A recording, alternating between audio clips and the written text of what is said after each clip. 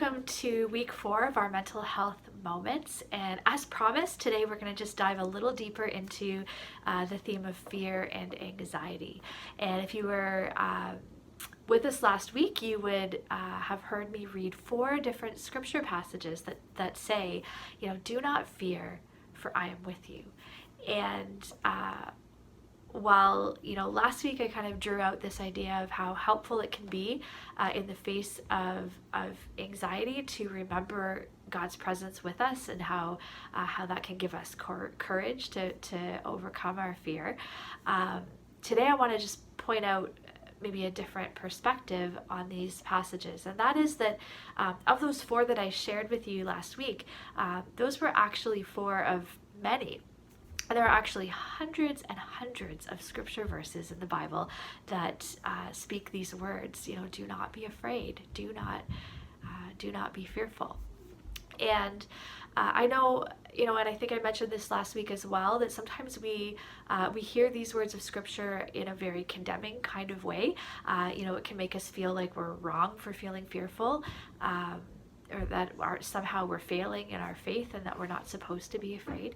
But I think actually the reason why God speaks these words through scripture, over and over and over again, is because he knew that we needed to hear it. And, the truth is that if you are a human being, then you know what it feels like. You have experienced fear in your life. And so it's part of being human. It's a God-given emotion that we will feel. And so this does beg the question, why do we struggle so much with fear and anxiety? Why is it so hard for us? And actually we had guest speakers come in a while back at North Park, Doctors David and Nicole Reist, and they are psychologists who are working here in London. And one of the most insightful things that they said, that they shared about fear and anxiety, was this idea that often our problem is not that we experience some fear or we experience some anxiety. Our problem is often our fear and anxiety about our fear and anxiety. And some of you know exactly what I'm talking about. You've experienced that that sense of being afraid that you're going to feel afraid. And the reason why this is so challenging for us is because we don't feel equipped to handle these emotions when they come up. And so we become fearful of them. And so one of the ways to, tackle this this debilitating anxiety around being afraid to be afraid, is actually to build up some tools and some resources to handle fear that can boost your confidence that if something comes along that causes anxiety to rise up in you, that's not going to, or that doesn't have to be out of control, but that there are things that you can do to help to bring it back down to a manageable level, or maybe even just to clear that anxiety away completely. So my hope today is actually just to give you just a few ideas, suggestions of things that can help in the face of anxiety. And I realize, there's much more out there that I could say that I won't have time to say today. And I'm sure, strategies that are helpful that I don't even know about yet. So I'll throw this in here that if you're somebody who has dealt with fear and anxiety, and you've got a strategy or something that you have found really helpful, I would love for you to send me a quick email and let me know, and I might just pull those together into a bit of a resource document and include that a few weeks down the road in one of our emails out to you all. So just to give you give you more tools in the toolbox to deal with anxiety when it comes. But today what I have for you is kind of 3 ideas, and the first is a little counterintuitive, I think. So the first suggestion is when you are feeling anxious, don't try not to feel anxious. So that sentence might surprise you, because of course, that's probably the first thing that anyone would do, just kind of intuitively. I'm feeling anxious, I don't want to feel anxious, so I'm going to try not to feel anxious.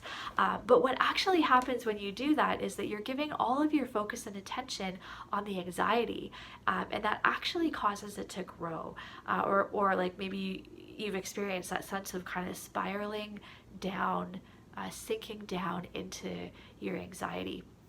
And so, what is actually more helpful to do is to shift your focus away from your anxiety. And I'll pause here to say that I'm not talking about stuffing your emotions and avoiding them.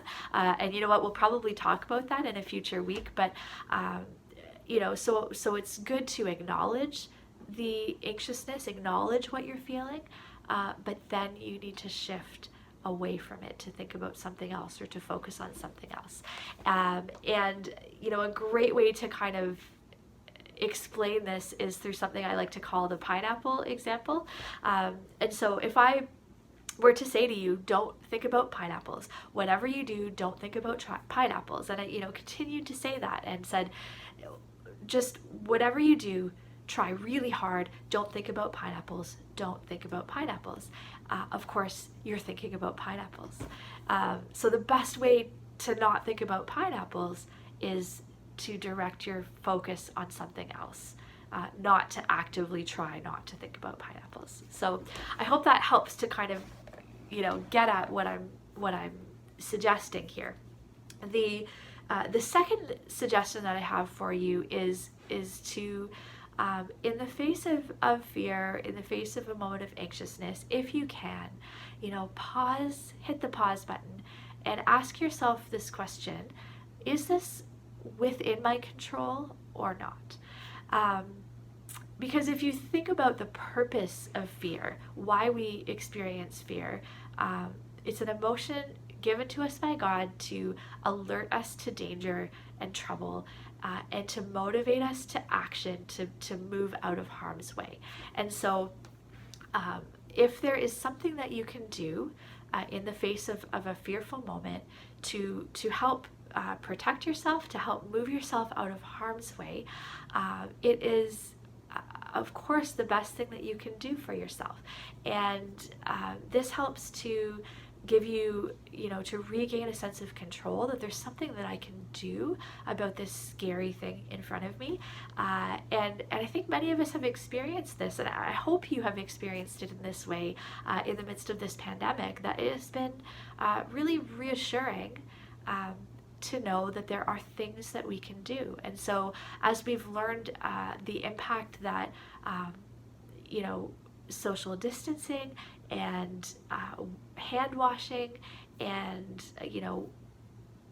even although this doesn't protect us, I know for me personally, some of my anxiousness has been more centered around the fear of maybe getting somebody else sick unknowingly. And so I find it reduces my anxiousness greatly to know that if I wear a mask, that can help to protect others. So it's helpful to know that there are things that we can do to reduce our risk. And so it can be helpful to remember that, and then to take those steps when we're able. But the flip side of the coin is that if there's something that you're feeling anxious about and you ask this question, is this within my control? And the answer is no. Then you have to move back to that previous step, to step one, which is then, all right, then I acknowledge that I'm feeling anxious and I shift my focus to try to move past that anxious feeling, because there's nothing that I can do about this situation. And I know that can be very challenging, but it's so important to do. And so the third suggestion that I want to give to you is just an option of where you can shift that attention to. And of course, if there's something that that helps to bring down your anxiety, then that would be the thing to choose to focus on, because obviously that will be immensely helpful to you in that moment. But of course, one of the most commonly known tools that can help when we are feeling anxious is deep breathing. And, I cringe a little to say that because I know sometimes in a moment of anxiousness, the very last thing that we want to hear from somebody is, okay, just breathe. Um, but there's a reason why this is so, so widely known and widely suggested, and that is that it is physiologically impossible to engage in a meaningful stretch of deep breathing. So not just one deep breath, but it's many slow, deep breaths over several minutes. Doing this actually signals to your brain to calm down. So it's actually a very powerful tool.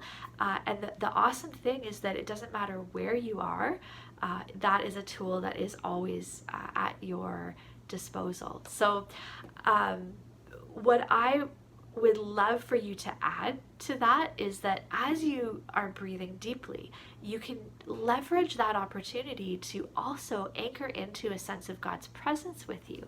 And so this brings us full circle to this biblical wisdom that we have that, in the face of our fear, to remember that God is near, that He's with us, that He loves us. And so, what this can look like in the moment is that just as you breathe in and breathe out deeply and slowly, you can line that up with a simple phrase to focus on. And it might be, just that, be still and know that I am God. It could be, just that reminder, God is with me, God is near. Or it could be a prayer, just a one sentence prayer or just a few words to God saying, I know you're here. I know you're here. And that can just bring you into a moment of not only remembering that God is with you, but actually experiencing His presence with you. And so I think that can be a very powerful way to move out of that anxious moment and into a moment that is grounded in a sense of peace and presence with God. So I hope that these suggestions are helpful to you. I know that there are so many more out there, and I pray that if you're dealing with some anxiousness, that you will find those things that help, and I hope that you're encouraged today to know that that it is possible, and that you don't have to be afraid to be afraid, that you really can come to a place of feeling confident in your ability to manage those anxious moments when they come. And before I sign off, I do just want to add that if fear and anxiety are kind of running renegade in your life, so to speak, and what I mean by that is if it's just it's escalating, it's taking over, it's impacting your ability and your capacity to do the things that you love and to do the things throughout your day or throughout your week that you need to do and that you want to do, that's a good sign that it's time to reach out and get a little bit of help. And I hope by now that you are hearing this message loud and clear, that you're not failing or wrong for experiencing this. It's a human emotion. Many people struggle with anxiety, and there is help to be had, and you don't have to stay stuck in it. So whether that's reaching out to your family doctor or making an appointment with a counselor, and tons of counselors are working over the phone or over video right now, and so you don't have to wait for things to open up. You can get that help right now. And if you're really not sure kind of where to turn or what to do next, we'd love to hear from you at North Park. We'd love for you to email care@northpark.ca, and then we can just come alongside and help you to connect with those supports that you need. So I hope that you will not hold back from doing that. I hope that you all continue to know that we are praying for you here at North Park, and you are so very loved. You're just a wonderful church community, and we will continue these mental health moments because we certainly want you to thrive and to grow in this season. And I've gone really long on this one. I promise to keep future mental health moments short, but I wanted to get this all in. I'm actually heading off on a few weeks of downtime and vacation time, and so we're going to take a couple weeks off of these mental health moments, and I do look forward to picking them back up when we're back, and just pray over these next few weeks that in the midst of difficult moments that you may face, that you'll experience God's presence in a powerful way, that you'll know that you're not alone, that you'll know that that you can get through this, and that you'll have a great sense of hope. God bless.